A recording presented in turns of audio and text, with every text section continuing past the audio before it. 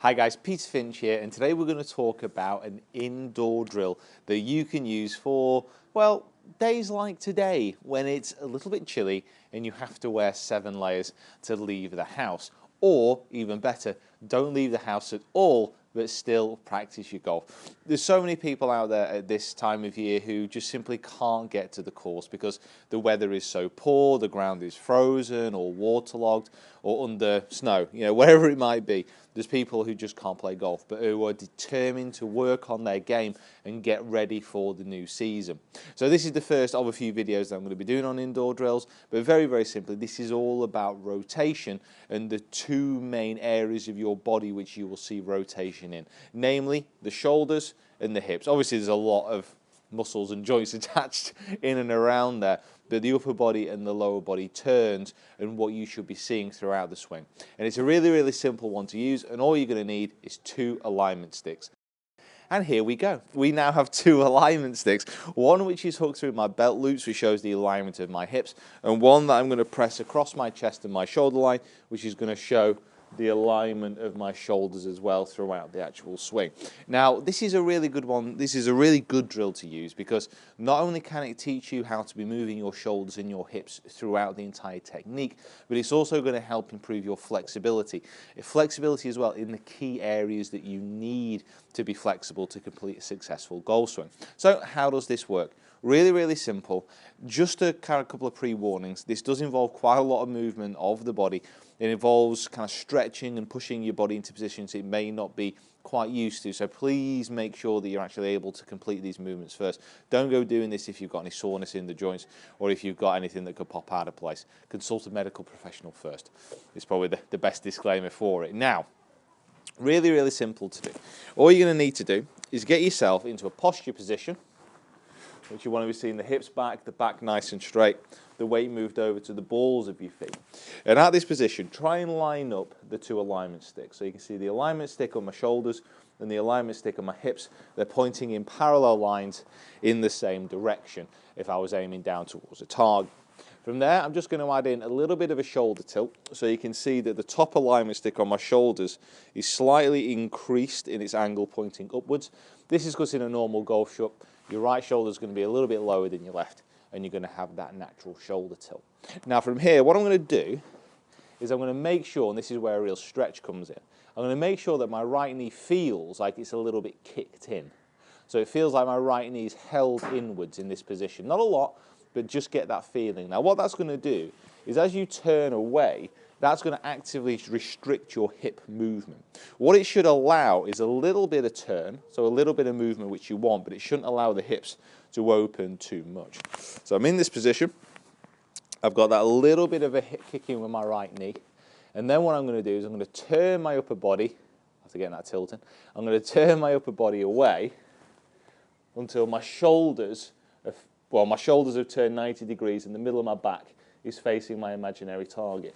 Now you'll see here that my shoulders, while they've turned 90 degrees in relation to the target, my hips, they've only turned about 45 degrees as my right knee is nice and stable. My right hip has turned a little bit out of the way, which is the natural motion. It does want to do that. If you can keep that right hip in exactly the same position, you're much more flexible than the majority of people. So it's that right knee in, that tilt, that turn, keeping that separation between the shoulders and the hips. Now from here, this is where the big difference is made. Because what I want you to see are those hips moving off to the left-hand side. Quite an exaggerated movement here. You probably won't need this much in the natural swing. But those hips move off to the left. And before the shoulders really begin to rotate back, try and get the bottom alignment stick pointing down towards the target. So it's there. And there's that rotation. And try and get this alignment stick pointing down towards the target. Now what that'll show is that the hips have moved left, but they've also started to clear ahead of the shoulders. So the hips have started to turn more than the shoulders within this phase of the downswing. Now that's really, really important because you want the hips leading during the downswing. And if you have a look at this point in the swing, you can actually tell if you're doing that.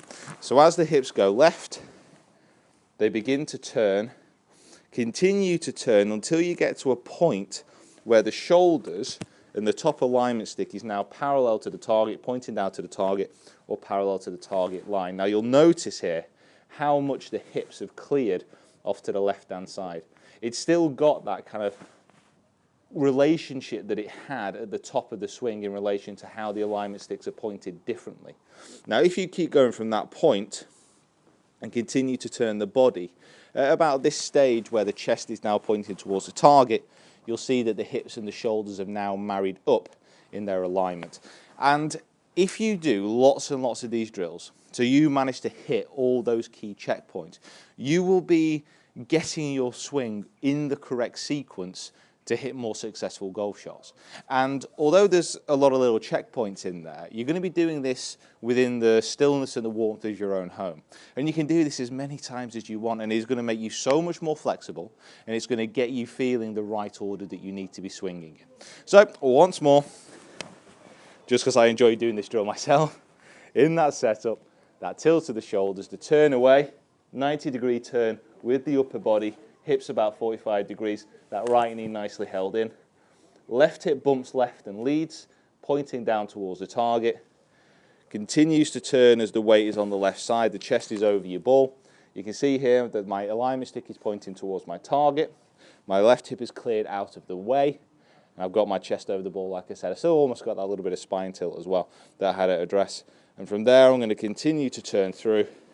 That right toe comes up until this point in the swing, where my chest and my hips are now aligned again, pointing down towards the target. You can carry on from there and continue to turn like you would do in a normal full swing, but for this kind of practice regime, it's maybe not that necessary. Right, guys, let me know what you think. Please practice this because it is such a good way to train yourself when the weather is as bad as it is at the moment.